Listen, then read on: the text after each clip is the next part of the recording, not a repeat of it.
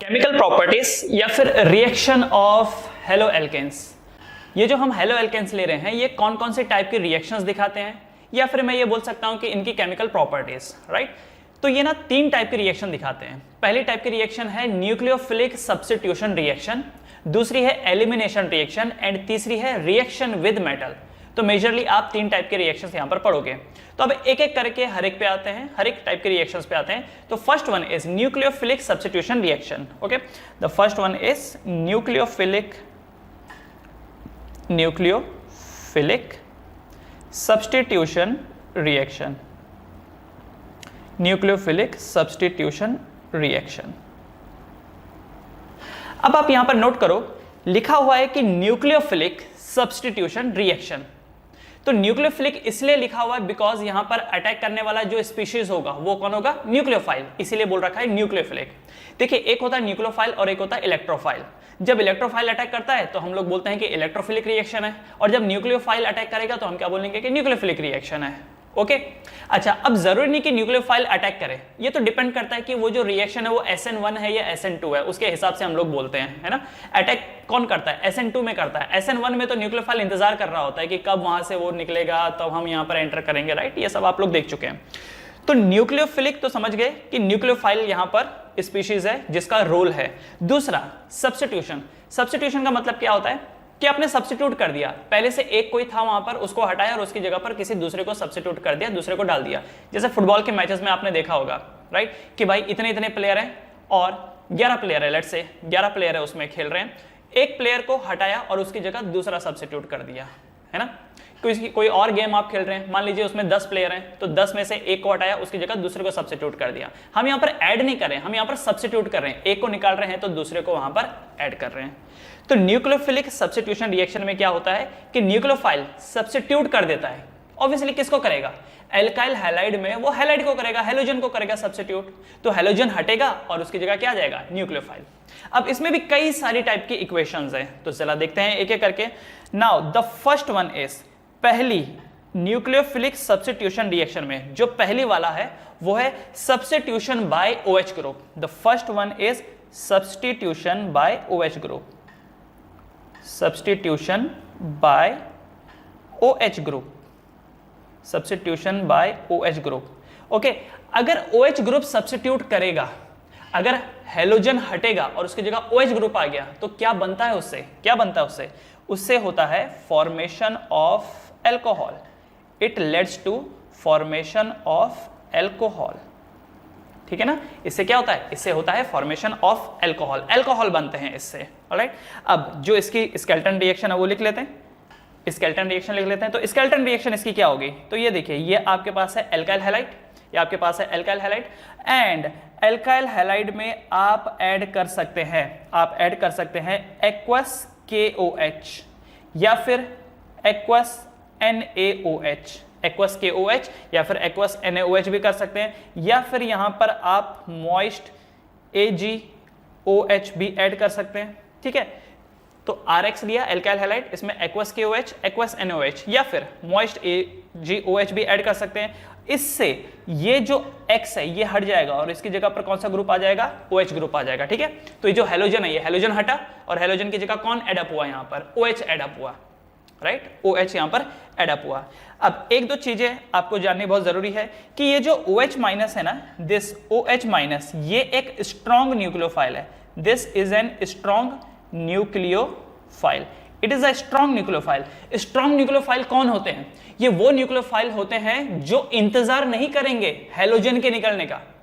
ये हैलोजन के निकलने का इंतजार नहीं करेंगे। ये देखिए, जो एल्काइल हैलाइड है इसमें ये इंतजार नहीं करेगा कि कब ये हैलोजन निकलेगा तो मैं अटैक करूं, नहीं, ये सीधा जाके हमला बो देगा उस पर।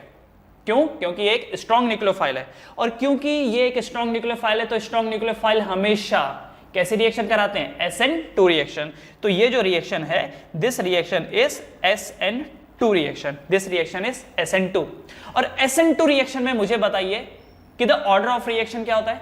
SN2 reaction. तो SN2 का मतलब यहां पर यह हो गया कि अगर 1 डिग्री कार्बोकैटायन बन रहा है, एक्चुअली यहां पर तो कार्बोकैटायन बनता नहीं है, लेकिन अगर आपने एल्काइल हैलाइड 1 डिग्री का ले रखा है तो ज्यादा अच्छा है, उसका जो स्पीड होगी वो फास्ट होगी, फिर 2 डिग्री एंड फिर 3 डिग्री, ठीक है ना।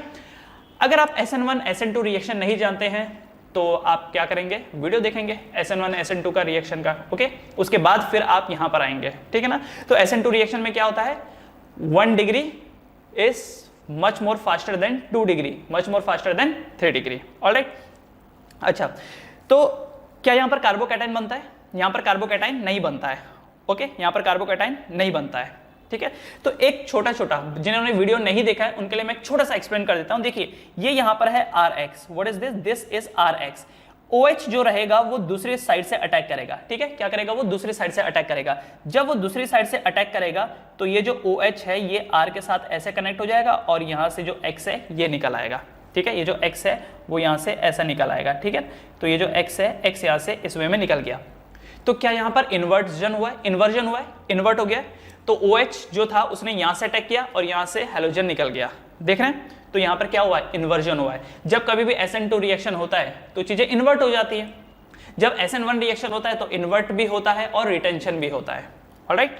अब ये जो है ये एक स्केलेटन रिएक्शन है। अब होगा क्या, होगा यही होगा कि आपको R की वैल्यू चेंज कर देंगे, अलग अलग वैल्यू करके बताएंगे, ठीक है। जैसे एक एग्जांपल के लिए एग्जामिनेशन में जब आप बैठेंगे तो क्वेश्चन आएगा, बोलेगा कि बताओ ये है CH3Cl, इसका रिएक्शन अगर हमने एक्वस NaOH के साथ कराया तो क्या बनेगा, एक्वस NaOH के साथ बनाया तो कराए तो क्या बनेगा, तो क्या बनेगा CH3OH, मिथाइल अल्कोहल बनेगा या फिर मिथेनॉल बनेगा।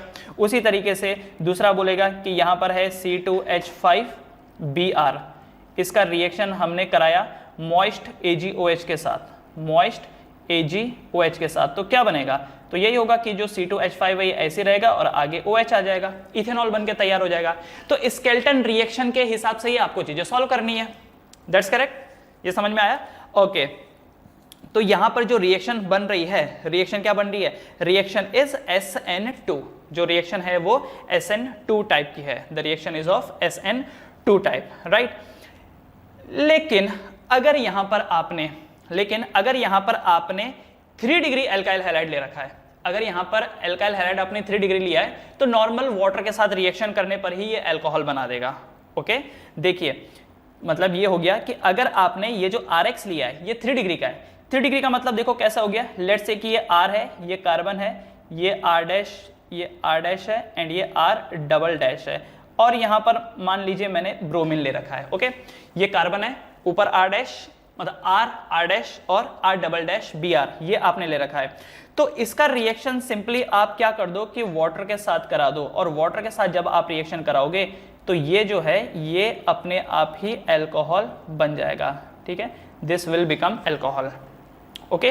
तो यहां पर जो रिएक्शन हुई है, this reaction is SN1 reaction, ये जो रिएक्शन है ये SN1 रिएक्शन है, ये SN1 रिएक्शन। और SN1 रिएक्शन कैसी होती है, 3 डिग्री सबसे ज्यादा, फिर 2 डिग्री, फिर 1 डिग्री, क्योंकि SN1 रिएक्शन में प्रोड्यूस होता है कार्बोकैटायन, ठीक है। इसमें क्या प्रोड्यूस होता है, कार्बोकैटायन। SN1 रिएक्शन में प्रोड्यूस होता है कार्बोकैटायन, और कार्बोकैटायन कौन सा वाला ज्यादा स्टेबल होता है, 3 डिग्री वाला ज्यादा स्टेबल होता है, ठीक है, 3 डिग्री वाला ज्यादा स्टेबल होता है। तो आप यहां पर नोट करिए कि यहां पर क्या हुआ होगा, पहले ये जो ब्रोमीन है ये यहां से ब्रेक डाउन हुआ होगा, और जब ये ब्रेक डाउन हुआ होगा तो क्या बन के तैयार हुआ रहेगा, 3 डिग्री कार्बोकैटायन। और क्योंकि 3 डिग्री कार्बोकैटायन ज्यादा स्टेबल है, उसके बाद वाटर ने इसके ऊपर अटैक किया। अच्छा, यहां पर ये जो वाटर है ना, this is a weak nucleophile, water जो है ये एक वीक न्यूक्लियोफाइल है, water is a weak nucleophile, water एक वीक न्यूक्लियोफाइल है। इसीलिए तो वाटर ने पहले इंतजार किया कि कब ये ब्रोमीन निकले तो मैं उसके ऊपर जाकर के अटैक करूं। और ये जो रिएक्शन है, ये रिएक्शन कौन से में आता है, SN1 रिएक्शन में। क्या यहां पर सब्स्टिट्यूशन ही हुआ है, यस, हुआ क्या कि ब्रोमीन निकला और उसकी जगह OH जुड़ गया, ब्रोमीन निकला और उसकी जगह पर OH जुड़ गया। अच्छा, एक और चीज यहां पर बनी होगी, HBr भी यहां पर बनी होगी। लेकिन जब आप ऑर्गेनिक केमिस्ट्री के साथ डील करते हो तो आप बैलेंसिंग के चक्कर में नहीं पड़ते हो, जो मेन जो चीजें हैं हम बस उसी को ही लिखते हैं। तो HBr यहां पर प्रोड्यूस हुआ है, लेकिन हम उसको ऐसे, ठीक है, जरूरत नहीं है, मन करे तो लिख देना, नहीं है तो कोई बात नहीं, ऐसा कोई इश्यू नहीं है, ठीक है। तो वाटर जो है वो वीक न्यूक्लियोफाइल है, ब्रोमीन हटा उसकी जगह वाटर आया, तो पहले ब्रोमीन को हटने दिया फिर वाटर आया यहां पर, क्योंकि वाटर एक वीक न्यूक्लियोफाइल है। एंड जो ब्रोमीन है, ब्रोमीन एक लिविंग ग्रुप है, तो ब्रोमीन यहां से हट गया तो वो HBr बन करके अलग हो गया। लेकिन जब इससे पहले एक्वस KOH का आपने इस्तेमाल किया, सी इससे पहले जब आपने एक्वस KOH का इस्तेमाल किया तो एक्वस KOH में ये जो OH माइनस है, OH माइनस एक स्ट्रॉन्ग न्यूक्लियोफाइल था, OH माइनस एक स्ट्रॉन्ग न्यूक्लियोफाइल था, राइट क्योंकि वो स्ट्रॉन्ग था तो उसने SN2 रिएक्शन शो किया, और वाटर की वीक न्यूक्लियोफाइल है तो उसने क्या शो किया, उसने SN1 रिएक्शन शो किया। ओके उसने SN1 रिएक्शन शो किया। और जब कभी भी SN1 रिएक्शन होता है तब दो चीजें पॉसिबल है, क्या, एक तो होता है रिटेंशन, दूसरा होता है इन्वर्जन। तो यहां पर एक आपको रिटेंशन मिल सकता है एंड दूसरा इन्वर्जन, ये दोनों इन्वर्जन आपको मिल सकता है, रिटेंशन एंड इन्वर्जन दोनों। लेकिन अगेन ये रिटेंशन और इन्वर्जन सबके लिए एप्लीकेबल नहीं है, जो कायरल कार्बन होता है उसी के लिए है। इससे ऊपर वाला जो हमने SN2 देखा इसमें क्या है, इसमें इन्वर्जन होगा, लेकिन ये भी तभी होगा जब कायरल कार्बन होगा, अदरवाइज बाकियों के लिए एप्लीकेबल नहीं है, ये बाकियों के लिए एप्लीकेबल नहीं है, only chiral carbon. Chiral carbon का मतलब क्या होता है, जब चारों वैलेंसीज अलग अलग हो, जब चारों वैलेंसीज अलग अलग हो that is called as chiral carbon. अगर कायरल कार्बन है तभी आपको इन्वर्जन रिटेंशन वाले फंडेज दिखाई देंगे, अदरवाइज आपको दिखाई नहीं देंगे। क्लियर है, क्लियर है ये चीज?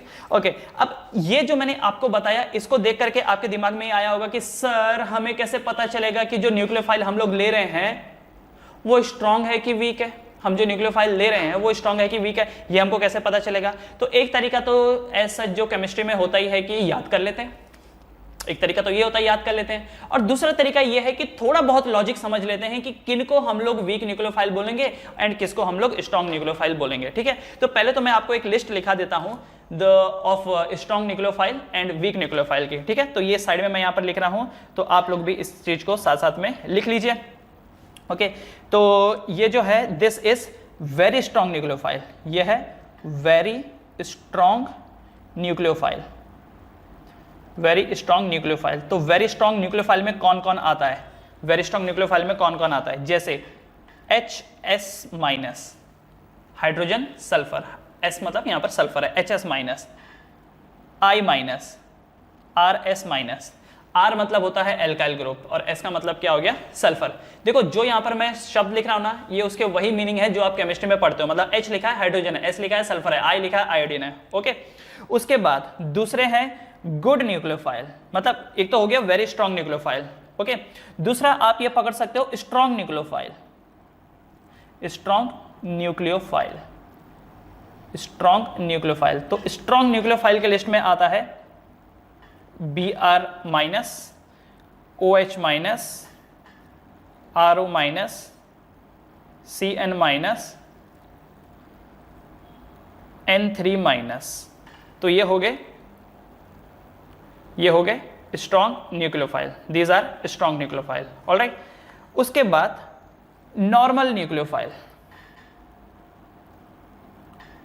Normal nucleophile, normal nucleophile. अब नॉर्मल न्यूक्लियोफाइल में क्या हो गए, जैसे NH3, जैसे यहां पर हो गया NH3 okay and Cl minus, F minus, RCO2 minus. Alright तो ये है नॉर्मल न्यूक्लियोफाइल, मतलब ना ज्यादा स्ट्रांग है ना वीक है। उसके बाद अगला है वीक न्यूक्लियोफाइल, वीक न्यूक्लियोफाइल, कमजोर न्यूक्लियोफाइल। तो कमजोर न्यूक्लियोफाइल में है ROH, H2O, कमजोर न्यूक्लियोफाइल है। उसके बाद वेरी वीक न्यूक्लियोफाइल, हैं तो सही लेकिन बहुत कम है, very weak nucleophile, very weak nucleophile. Very weak nucleophile में जैसे RCO2H, तो ये हो गए वेरी वीक न्यूक्लियोफाइल। अब एक तरीका तो ये है कि आप याद कर लीजिए कि कौन ज्यादा स्ट्रांग है, कौन मिडिल लेवल के हैं और कौन कमजोर है, एक तरीका ये हो गया। एक मोटा मोटा भी मैं आपको बता सकता हूं कि जो न्यूक्लियोफाइल होता है उसकी स्ट्रेंथ किस पे डिपेंड करती है, ये जो न्यूक्लियोफाइल है उसकी स्ट्रेंथ किस पे डिपेंड करती है। तो ये देखिए ये यहां पर मैं लिख रहा हूं, ये जो हमारे पास न्यूक्लियोफाइल है उसकी जो स्ट्रेंथ है, न्यूक्लियोफाइल स्ट्रेंथ, इसको डिटरमाइन करते हैं तीन फैक्टर। पहला factor is inversely proportional to the size. ये जो न्यूक्लियोफाइल होता है जिसका साइज जितना बड़ा होता है न्यूक्लियोफाइल का, उसकी स्ट्रेंथ उतनी घट जाती है, उसकी स्ट्रेंथ उतनी घट जाती है। क्यों ऐसा? आप एक चीज सोचो, अगर बड़ा साइज होगा न्यूक्लियोफाइल का तो वो किसी मॉलिक्यूल के अंदर घुसना उसके लिए मुश्किल हो जाएगा अटैक करने के लिए। जैसे मैं एक डायग्राम यहां पर बना रहा हूं, जरा इस डायग्राम को देखिए।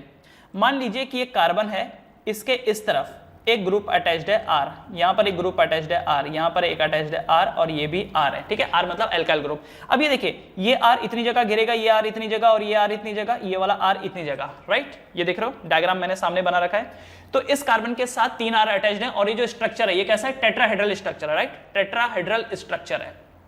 अब क्योंकि टेट्राहेड्रल को आप 2D में देख रहे हो तो इसके लिए आपको ऐसा लग सकता है कि लेफ्ट साइड में इसके ज्यादा कॉन्सेंट्रेशन है एल्काइल ग्रुप का और राइट साइड में कम है, लेकिन जब आप इसका 3D मॉडल देखोगे, तो ये आपको एक टाइप का सिमेट्रिकल फिगर नजर आएगा, ओके।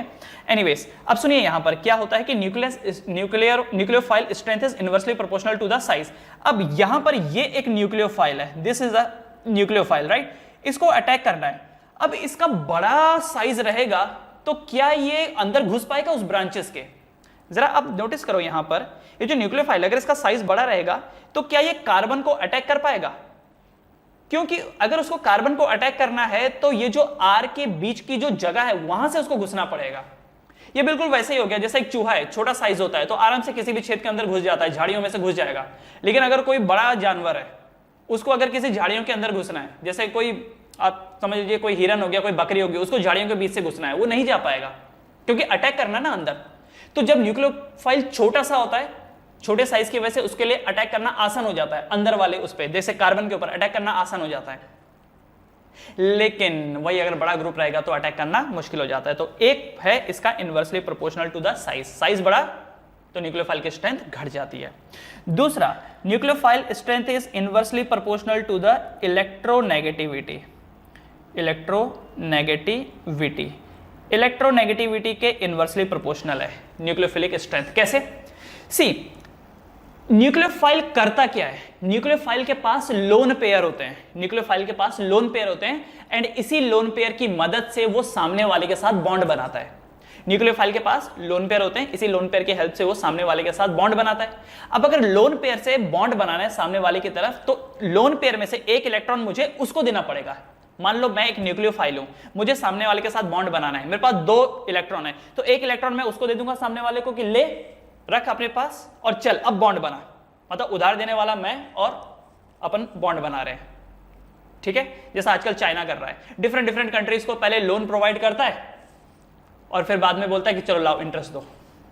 तो यही हो गया, 2 इलेक्ट्रॉन, एक उधर दे दिया, अब बॉन्ड बना, तो बॉन्ड बनाएगा।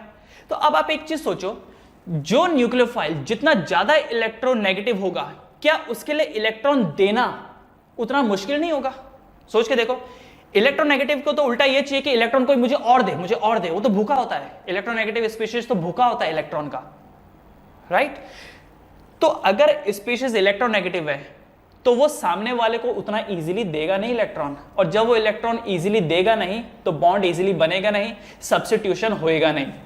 तो nucleophilic strength is inversely proportional to the electronegative element.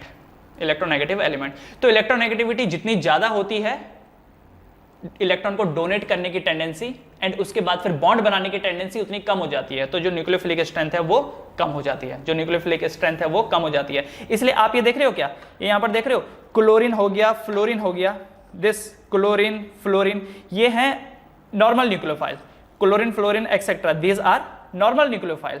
जबकि आयोडीन को देखो, आयोडीन कैसा है, iodine is a very strong nucleophile, दिख रहा है, ऑलराइट। अच्छा, साइज के हिसाब से देखो, nucleophilic strength is inversely proportional to the size. तो ये जो नीचे वाला देख रहे हो आप, RCO2H, कितना बड़ा साइज है उसका, इसकी वजह से उसकी जो न्यूक्लियोफिलिक स्ट्रेंथ है वो कम हो जा रही है। तीसरी चीज यहां पर है, the third one is charge. तीसरी चीज है यहां पर चार्ज। तो inversely directly proportional to the charge, और स्पेशली कौन सा वाला charge, negative charge, directly proportional to negative charge, okay. मतलब कि जिन न्यूक्लियोफाइल के ऊपर नेगेटिव चार्ज होता है वो बहुत अच्छे न्यूक्लियोफाइल माने जाते हैं। एग्जाम्पल के लिए जैसे OH के ऊपर नेगेटिव चार्ज है जबकि वाटर के ऊपर कोई चार्ज नहीं है, तो OH is much better than the water. OH जो है वो मच बेटर न्यूक्लियोफाइल है देन वाटर से, क्योंकि OH के पास नेगेटिव चार्ज है। नेगेटिव चार्ज का मतलब OH के पास एक्सेस इलेक्ट्रॉन है, ठीक है, नेगेटिव चार्ज का मतलब क्या हो गया, इलेक्ट्रॉनों की संख्या बहुत ज्यादा है, इलेक्ट्रॉन की डेंसिटी बहुत ज्यादा है, तो ऐसे में इलेक्ट्रॉनों को डोनेट कर पाना आसान हो जाएगा। अगर मेरे पास बहुत ज्यादा कोई चीज अवेलेबल है तो मैं इजीली डोनेट कर सकता हूं ना, मैं खुद ही मेरे पास स्कैरसिटी है तो मैं क्या दूसरे को डोनेट करूंगा। बात समझ में आ रही है? तो nucleophilic strength is directly proportional to the negative charge, जिसके पास जितना ज्यादा नेगेटिव चार्ज होता है कंपैरेटिवली वो उतना ही अच्छा न्यूक्लियोफाइल होता है।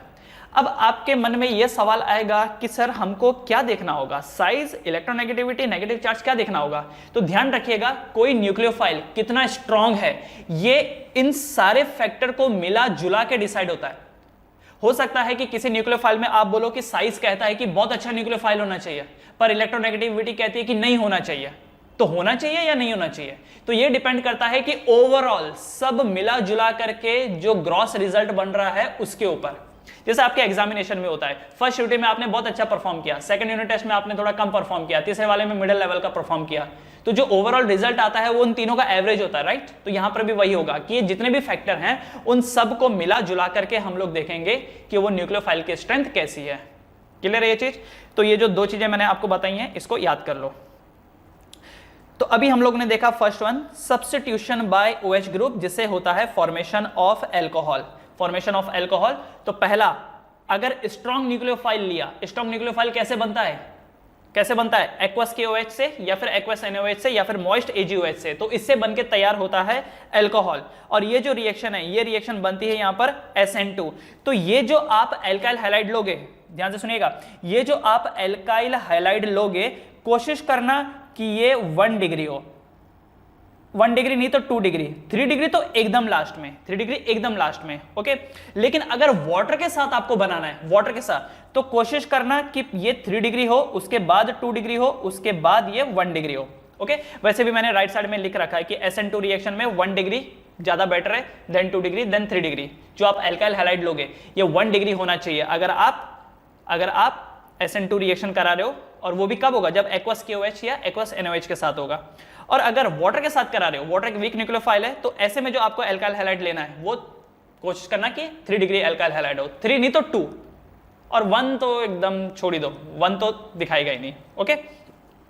तो ये था first one, substitution by OH group. और अब हम अगला देखेंगे, next one is substitution by OR group. Second one is substitution by OR group, substitution by OR group, substitution by OR group. Second,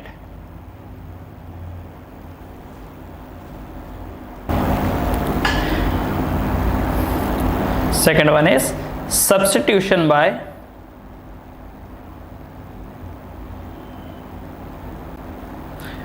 OR group, substitution by OR group. और जब आप OR group से substitute करते हो तो यहां पर तैयार होता है ether. This leads to the formation of ether, this leads to the formation of ether. यहां पर क्या प्रोड्यूस होगा? ईथर प्रोड्यूस होगा। और ईथर कैसे प्रोड्यूस होएगा? तो देखिए वही हो गया, आपने RX लिया एल्काइल हैलाइड, इसका रिएक्शन आप सूटेबल रिएजेंट के साथ कर दोगे। अच्छा, सूटेबल रिएजेंट मतलब यहां पर कौन? यहां पर होगा सोडियम एल्कोऑक्साइड, ठीक है। क्या होगा ये होगा sodium alkoxide, that is RONA। क्या होगा? RONA। इसको बोला जाता है sodium alkoxide, this is known as sodium alkoxide, okay. इसमें जो Na का साइड है वो पॉजिटिव होता है और ऑक्सीजन का साइड नेगेटिव होता है। क्यों होता है? आप जानते हैं, सोडियम पॉजिटिव, इलेक्ट्रो पॉजिटिव होता है तो पॉजिटिव टेंडेंसी दिखाएगा और ऑक्सीजन नेगेटिव। तो this is the sodium alkoxide and यहां पर आप लेते हो dry ether, you have to take dry ether. अब क्या होता है? अब यहां पर ये होता है कि ये जो RONA है ये ब्रेक डाउन हो जाता है, ये जो RONA है ये ब्रेक डाउन हो जाता है। किस में ब्रेक डाउन हो जाता है? ये ब्रेक डाउन हो जाता है कुछ इस वे में कि ये जो ON है ये अलग हो गया, ठीक है। चलो यहां पर मैं लिख देता हूं, this break down to RO minus and Na+, ये ब्रेक डाउन हो जाता है RO minus and Na+, okay. And ये जो RX है, RX में से हेलोजन निकल आता है एंड ये जो RO R डैश, ये दोनों आपस में जुड़ जाते हैं एंड NaX अलग हो जाता है। ठीक है, ये देखिए ये जो हैलोजन है, हैलोजन चिपक जाता है Na+ के साथ, हैलोजन चिपक जाता है Na+ के साथ, एंड RO' ये दोनों आपस में चिपक जाते हैं। ये जो R है एंड ये RO' ये आपस में चिपक जाते हैं एंड बनाते हैं ROR', एंड बाकी सोडियम एंड हैलोजन आपस में जुड़ करके क्या बना देते हैं, NaX बना लेते हैं। ठीक है, NaX बना लेते हैं। अब ये जो RO- है, RO- it is a strong nucleophile. RO- जो है ये एक स्ट्रॉन्ग न्यूक्लियोफाइल है, it is a strong nucleophile, it is a strong nucleophile. Strong nucleophile के पास कम से कम एक लोन पेयर इलेक्ट्रॉन होना चाहिए, कम से कम एक लोन पेयर इलेक्ट्रॉन होना चाहिए, तभी वो न्यूक्लियोफाइल बन सकते हैं, तभी जाकर के वो न्यूक्लियोफाइल बन सकते हैं। क्योंकि न्यूक्लियोफाइल को इलेक्ट्रॉन डोनेट करना होता है, अगर लोन पेयर ही नहीं होगा तो डोनेट कहां से करेंगे, अब डोनेट ही नहीं कर पाएंगे तो भाई किस हिसाब से बने फिर वो न्यूक्लियोफाइल। ठीक है, ओके। तो क्योंकि यहां पर ये जो RO- बना, RO- is a strong nucleophile, it is a strong nucleophile, तो इस वजह से ये रिएक्शन क्या दिखाएगा, SN2। क्या रिएक्शन दिखाएगा, ये रिएक्शन दिखाएगा SN2। क्योंकि ये यहां पर दिखाएगा रिएक्शन SN2, तो आप जो RX ले रहे हो, एल्काइल हैलाइड ले रहे हो, कैसा होना चाहिए, ये 1 डिग्री होना चाहिए या 3 डिग्री होना चाहिए, मतलब इसका ऑर्डर कैसा होना चाहिए, 1 degree greater than 2 degree greater than 3 degree, या फिर 3 degree greater than 2 degree greater than 1 degree. तो क्या आपको लेना है, तो ध्यान रखिएगा जब कभी भी न्यूक्लियोफाइल स्ट्रॉन्ग नेचर का होता है, तो स्ट्रॉन्ग वाले के लिए आपको जो एल्काइल हैलाइड लेना है ये 1 डिग्री वाला होना चाहिए। कैसा होना चाहिए, ये होना चाहिए 1 डिग्री वाला। तो ये जो आप RX लेंगे, कोशिश करिएगा कि प्रिलिमिनरी लेवल पे आप ये ऐसा लें, 1 डिग्री, फिर 2 डिग्री एंड फिर 3 डिग्री। ठीक है, तो एल्काइल हैलाइड जो आपको लेना है वो कैसे लेना है, 1 डिग्री वाला, क्योंकि रिएक्शन SN2 है। अगर रिएक्शन SN1 होती तो एल्काइल हैलाइड कैसे लेना था आपने, 3 डिग्री वाला लेना था। ठीक है, 3 डिग्री वाला लेना था। क्लियर। अब होगा क्या, होगा ये यहां पर कि भाई सो this is 1 degree, 2 degree and this one is 3 degree. उस वक्त मैं कुछ कह रहा था, कुछ डिवाइस में कुछ एरर हो गया था, आई डोंट रिमेंबर कि एक्चुअली मैं क्या बोल रहा था, तो याद आएगा मैं दोबारा बोल दूंगा। Okay, so this is 1 degree, 2 degree and this one is 3 degree. ये जो रिएक्शन है इसका नाम है Williamson synthesis. This reaction is known as, ये एक नेम रिएक्शन है, Williamson synthesis. This is the Williamson synthesis. Alright, तो ये जो विलियमसन सिंथेसिस है एक नेम रिएक्शन है और इस नेम रिएक्शन को आपको याद रखना है। अच्छा, यहां पर देखो मैंने ये RO- बनाया ना, ध्यान में रखिएगा कि ऑक्सीजन के पास लोन पेयर मौजूद हैं, ऑक्सीजन के पास यहां पर लोन पेयर मौजूद हैं। तो अगर कभी मैं नहीं बनाऊं तो समझ जाइएगा कि लोन पेयर तो मौजूद रहेंगे ही, तभी वो न्यूक्लियोफाइल है। ओके, तभी वो न्यूक्लियोफाइल है। अब क्वेश्चन कैसे आएगा, क्वेश्चन सिंपली ये आएगा कि RX में R की वैल्यू वो कुछ दे देगा। जैसे एक एग्जांपल ले लेते हैं, एग्जांपल के लिए अब तो आपको समझ में आ ही गया होगा कि किस वे में वो लोग बोलते हैं। तो जैसे R में ये लोग डाल देंगे कुछ ऐसा, CH3, R की जगह पर, X की जगह पर Cl डाल देंगे, CH3Cl, this is the CH3Cl, CH3Cl plus इस R की जगह पर लेट से डाल दिया C2H5ONA। तो यहां पर देंगे वो लोग ड्राई ईथर, और ये क्या बन के तैयार हो जाएगा, ये बनेगा CH3OC2H5। ओके, तो what is this, this is ethyl methyl ether, this is ethyl methyl ether. Alright, तो बस यही है इसमें। अब उसके बाद अगला बढ़ते हैं, अगला है substitution by CN group. Third one is substitution by CN group, substitution by CN group.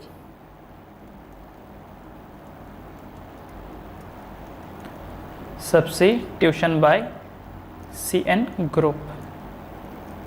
Okay, और अगर CN ग्रुप से सब्स्टिट्यूशन होगा तो यहां पर क्या बनाता है ये, this is the formation of alkyl cyanide, formation of alkyl cyanide. क्या होता है यहाँ पर? फॉर्मेशन ऑफ एल्काइल साइनाइड होता है। अच्छा, कैसे होता है ये? अगेन वही है कि ये जो RX है, RX रिएक्ट करेगा विद अ सुटेबल रिएजेंट।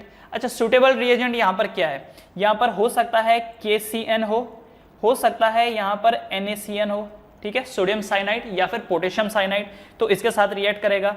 और ये जो आप लेते हो KCN NaCN, ये कैसा होना चाहिए? ये एल्कोहलिक होना चाहिए, ठीक है, एल्कोहलिक, दोनों के दोनों एल्कोहलिक, NaCN KCN। तो जब ये रिएक्ट करेगा तो ये आपको देगा RCN, it will give you RCN plus ये जो बाकी बचा हुआ हो सकता है KX बच जाए, या फिर अगर NaCN है तो NaX बच जाएगा। ओके, तो ये कुछ रिएक्शन इस टाइप से है कि alkyl halide react with alcoholic KCN या फिर NaCN, और इससे बनके तैयार होता है RCN प्लस KX या फिर NaX। अगेन यहाँ पर ये जो CN माइनस है, ये जो CN माइनस है, CN minus is a strong nucleophile, CN minus is a strong nucleophile, it is a strong nucleophile. और जब कभी भी बात आती है स्ट्रॉन्ग न्यूक्लियोफाइल की, तो जो एल्काइल हैलाइड आप लेते हो ये कैसा होना चाहिए?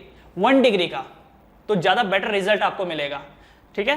तो यहां पर this must be 1 degree, then अच्छा है, देन 2 डिग्री, देन 3 डिग्री, ठीक है। तो ये ऑर्डर होना चाहिए जब कभी भी स्ट्रॉन्ग न्यूक्लियोफाइल वहां पर मौजूद हो। अब अगेन स्ट्रॉन्ग न्यूक्लियोफाइल है तो जो रिएक्शन होगा वो किस टाइप का होगा? SN2 रिएक्शन होगा, ठीक है। कैसे रिएक्शन होगा? यहाँ पर SN2 रिएक्शन होगा। और ये वाला जो है ना substitution by the CN group, ये वन ऑफ द इंपॉर्टेंट फॉर्मूले में से एक है, आई मीन इंपॉर्टेंट रिएक्शन में से एक है, क्योंकि यहां पर एसेंट ऑफ चेन हो रही है। क्या हो रहा है यहाँ पर एसेंट ऑफ चेन हो रही है। एसेंट ऑफ चेन का मतलब क्या हो गया कि जब कभी भी आपको कार्बन एटम को बढ़ाना होता है, जब कभी भी आपको कार्बन एटम को बढ़ाना होता है इन द चेन, आप इस रिएक्शन का इस्तेमाल करते हैं। जब कभी भी आपको कार्बन एटम को बढ़ाना होता है तब आप इस रिएक्शन का इस्तेमाल करते हैं। ओके, इसीलिए ये इंपॉर्टेंट है, इसीलिए ये इंपॉर्टेंट है। जैसे इसको एक एग्जांपल से देखते हैं। टेक एन एग्जांपल मान लीजिए ये जो R है ये है CH3 और X की जगह पर है Cl, तो CH3Cl प्लस KCN के साथ रिएक्शन कर दिया और कैसा? एल्कोहलिक। तो ये आपको देगा CH3CN, ये आपको क्या देगा? CH3CN प्लस KCl, यहां पर अलग हो जाएगा। अब आप नोट करिए जरा, यहां पर आप नोट करिए कि ओरिजिनली CH3Cl में एक ही कार्बन था, देख रहे हैं, 1 कार्बन, CH3Cl में 1 कार्बन था, लेकिन जब ये CH3CN बना तो अब यहां पर 2 कार्बन आ गए, देख रहे हैं। तो CH3Cl में 1 कार्बन है, CH3CN में 2 कार्बन है। तो जब कभी भी आपको एसेंट ऑफ चेन करनी हो, जब कभी भी आपको एसेंट ऑफ चेन करनी हो, कार्बन की संख्या बढ़ानी हो, तो ये रिएक्शन बहुत हेल्पफुल है। आगे चल करके आप कन्वर्जन करेंगे, आगे चल करके आप कन्वर्जन करेंगे, जिसमें आपको बोलेगा कि जो प्रोपेन है इसको ब्यूटेन बना दो, प्रोपेन को ब्यूटेन बना दो। तो प्रोपेन में 3 कार्बन, ब्यूटेन में 4 कार्बन। तो प्रोपेन को ब्यूटेन बनाने का तरीका क्या है? पहले लेवल पे आप रिएक्शन कराएंगे उसका CN के साथ। अब CN मतलब क्या? एल्कोहलिक KCN हो गया या NaCN हो गया, तो उससे कार्बन की संख्या बढ़ जाएगी। अब जब कार्बन की संख्या बढ़ जाएगी तो अगले स्टेप में आप कुछ ऐसा करेंगे कि नाइट्रोजन हट जाए और उसकी जगह हाइड्रोजन आ जाए, नाइट्रोजन हट जाए और उसकी जगह हाइड्रोजन आ जाएगा। तो उससे क्या होगा? जो प्रोपेन है वो इथेन में कन्वर्ट हो जाएगा। सिर्फ यही नहीं है, और भी कई सारे रिएक्शंस इसमें आप लोग पढ़ेंगे। ओके, तो ये एसेंट ऑफ चेन के लिए बहुत इंपॉर्टेंट है, ये एसेंट ऑफ चेन के लिए बहुत इंपॉर्टेंट है। एक और चीज यहां पर, एक और चीज जो मैं आपको कह रहा था कि ये देखिए, जो साइनाइड आयन को देखिए, इसके ये जो कार्बन है, कार्बन की तरफ भी आप नोट करेंगे 2 इलेक्ट्रॉन है, मतलब लोन पेयर है, और नाइट्रोजन की तरफ भी लोन पेयर है। तो एक हो सकता है आपके दिमाग में ये आए कि सर ये जो R है, ये जो यहां पर R है, ये CN के साथ बॉन्ड बनाएगा, या फिर हो सकता है आपके दिमाग में ये आए कि ये जो R है ये NC के साथ बॉन्ड बनाएगा। लेकिन आपने यहां पर RCN ही क्यों लिखा? देखिए, कार्बन के पास भी लोन पेयर है, नाइट्रोजन के पास भी लोन पेयर है, कार्बन के पास भी लोन पेयर है, नाइट्रोजन के पास भी लोन पेयर है। तो देखा जाए तो RCN भी बनाना चाहिए और RNC भी बनाना चाहिए, राइट। नाइट्रोजन से भी कनेक्ट हो सकता है, कार्बन से भी कनेक्ट हो सकता है। तो आपने RCN ही क्यों लिखा? आपने RNC क्यों नहीं लिखा? देखो, अभी मैंने आपको एक बात बताया था, न्यूक्लियोफाइल की जो स्ट्रेंथ थी उसमें एक फैक्टर इलेक्ट्रोनेगेटिविटी भी था, राइट। अब आप एक चीज देखिए, कार्बन के पास भी लोन पेयर है, नाइट्रोजन के पास भी लोन पेयर है, लेकिन जब डोनेट करने की बारी आएगी, बॉन्ड बनाने की बारी आएगी, तो नाइट्रोजन रेजिस्ट करेगा। नाइट्रोजन बोलेगा मैं क्यों दूं, मैं तो इलेक्ट्रोनेगेटिव हूं, मैं इतनी आसानी से थोड़ी ना इलेक्ट्रॉन दूंगा। जबकि कार्बन उतना इलेक्ट्रोनेगेटिव नहीं है, इसीलिए कार्बन क्या करता है, डोनेट कर देता है कि चलो ठीक है मैं बॉन्ड बना लेता हूं। इसलिए जब आप एल्काइल हैलाइड का रिएक्शन एल्कोहलिक KCN के साथ या NaCN के साथ करते हैं, तो उससे साइनाइड बनके तैयार होता है। क्या बनके तैयार होता है, एल्काइल साइनाइड। उससे क्या बनके तैयार होता है, alkyl cyanide. This is alkyl, ये लिख लेता हूं मैं, एल्काइल साइनाइड। ओके, ध्यान रखिएगा जब CN के साथ कनेक्टेड होता है तब हम उसको साइनाइड बोलते हैं, और जब N के साथ कनेक्टेड होता है तो वो कहलाता है isocyanide, that is known as isocyanide. ठीक है, जब कनेक्शन कार्बन के थ्रू होगा तो हम उसे बोलेंगे साइनाइड, और जब वही चीज नाइट्रोजन से कनेक्टेड होगा that will be called as isocyanide. तो alkyl cyanide and alkyl isocyanide, तो आइसो में नाइट्रोजन से कनेक्टेड है और साइनाइड में कार्बन से कनेक्टेड है। That's clear to you. तो यहां पर कार्बन भी दे सकता था इलेक्ट्रॉन, नाइट्रोजन भी दे सकता था, पर कार्बन ही देता है, नाइट्रोजन नहीं देता, क्योंकि नाइट्रोजन कहता है मैं इलेक्ट्रोनेगेटिव हूं, मैं नहीं दूंगा। सो कार्बन को ही देना पड़ता है। इसीलिए यहां पर क्या प्रोड्यूस होता है, यहां पर प्रोड्यूस होता है alkyl cyanide, not isocyanide, not isocyanide. चाहिए तो आप यहां पर लिख सकते हो सिंस, आप यहां पर लिख सकते हो since nitrogen is highly electronegative, since nitrogen is highly electronegative, so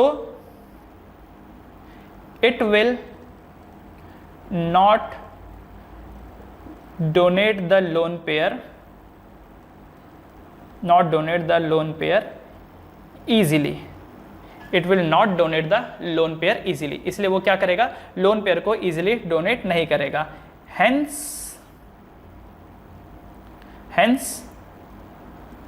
isocyanide will not form, hence isocyanide will not form, इसीलिए जो आइसोसाइनाइड है वो नहीं बनेगा, इसीलिए जो आइसोसाइनाइड है वो नहीं बनेगा। ठीक है, डोनेशन दोनों साइड से हो सकता था, कार्बन से भी और नाइट्रोजन से भी।